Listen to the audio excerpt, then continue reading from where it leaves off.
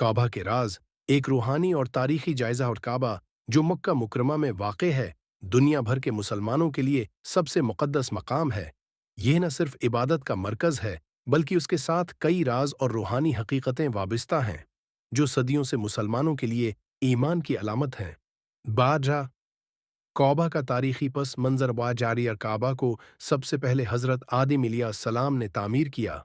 वक्त गुजरने के साथ ये इमारत मिट गई और हज़रत इब्राहीम अलैहिस्सलाम और हज़रत इस्माइल अलैहिस्सलाम ने अल्लाह के हुक्म पर इसकी दोबारा तामीर की।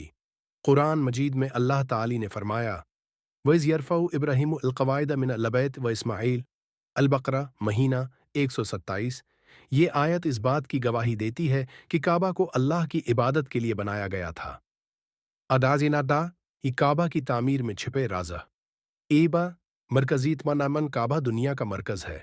साइंस के मुताबिक ज़मीन का जुग़राफ़ियाई मरकज़ मक्का मुकरमा के करीब है और यही बात मुसलमानों के क़ब्ला होने को मज़ीद रूहानी हैसियत देती है। 2 हजर उसवद का राज हजर उसवद जो काबा के एक कोने में नस्ब है, जन्नत से आया हुआ पत्थर है। कहा जाता है कि ये पत्थर इब्तदा में सफ़ीद था, लेकिन गुनाहों की वजह से स्याह हो गया। उसकी चोमना गुनाहों की माफ़ी की इलामत समझा जाता है। 3 इतवाफ़ का फ़लसफ़ा मुसलमान काबा के गर्द तवाफ़ करते हैं, जो अल्लाह की इबादत और वहदानियत की अलामत है। तवाफ़ का दायरा हरकत ज़मीन और कायनात के गर्दिश के उसूल की इकासी करता है, जो उसके खालिक की कुदरत को ज़ाहिर करता है। 4 मुल्तज़िम की अहमियत काबा के दरवाजे और हजर इसवद के दरमियान वाली जगह को मुल्तज़िम कहते हैं। ये मकाम दुआ की कबूलियत के लिए मशहूर है। यहाँ की गई दुआओं को अल्लाह के करीब तसव्वुर किया जाता है।